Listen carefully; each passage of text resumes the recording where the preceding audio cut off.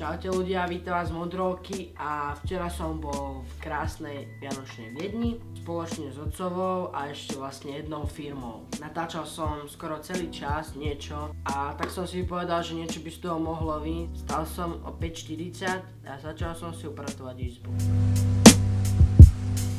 Najedol som sa a vyrazili sme.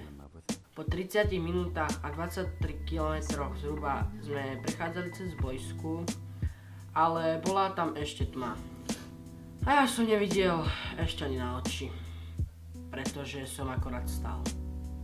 Zhruba po hodine sme prechádzali cez Brezno, za sebou sme mali 40 km a už sa začalo rozvidnievať. A potom som zaspal.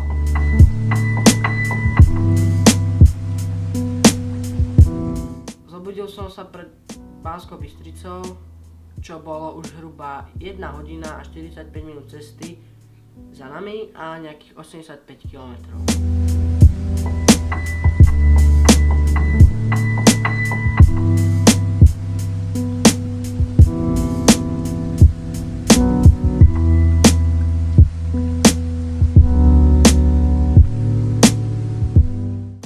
Zaspal som znova.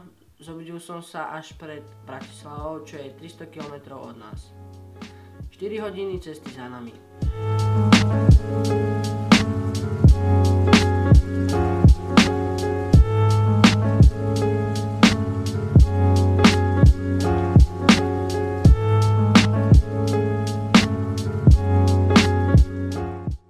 Tu sme sa tak trošku zdržali a zbehli sme na rýchly obed do Eurovej. Pobehali nejaké tie obchody, dali kávu, dali nejaký koláč a išli sme naspäť do busu. Prvá zastávka bola za nami. A išli sme na druhú zastávku, čo bol Parndorf v Rakúsku. Tam je asi 1 000 000 obchodov a vraj veľké akcie. Tak len to tam obehli a nikto si nekúpil nič. Lebo cca to isté, čo na Slovensku, len o 100 € asi viac.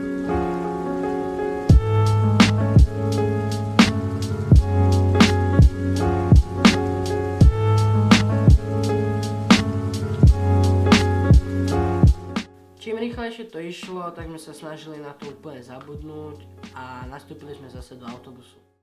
Nastúpili sme do autobusu a smer Viedňa, čo bolo vlastne cieľom nášho dňa.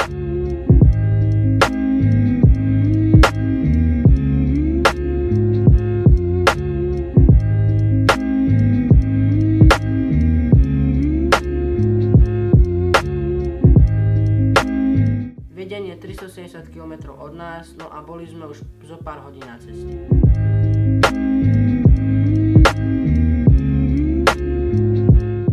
Dorazili sme do Viedne, ktorá je úplne krásna. Zaparkovali sme na 10. krát. Vystúpili a hľadali sme ulicami plných ľudí to, na čo sme sem prišli, čo sú trhy. Ľudí sme sa popýtali a vlastne celý tam ten okruh boli trhy. Rozpustili sme sa a išiel každý svojou cestou. Blúdili sme, ale cestou sme narazili na krásne miesta.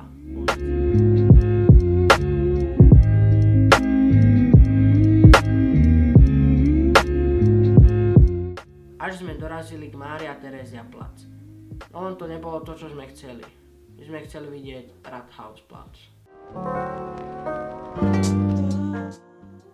Šanca, že to uvidíme, sa znižovala a čas sa krátil.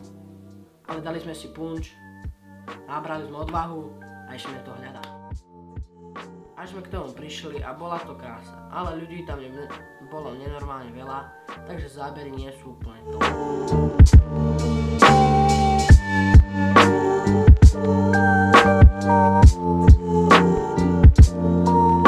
Kto sa drží šéfa, tak dojde vždycky do cieľa.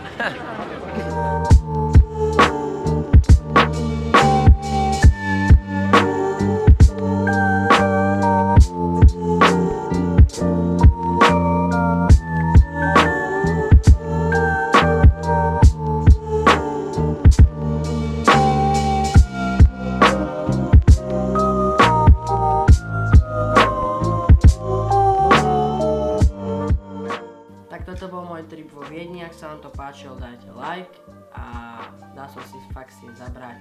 Zatiaľ sa majte. Čaute.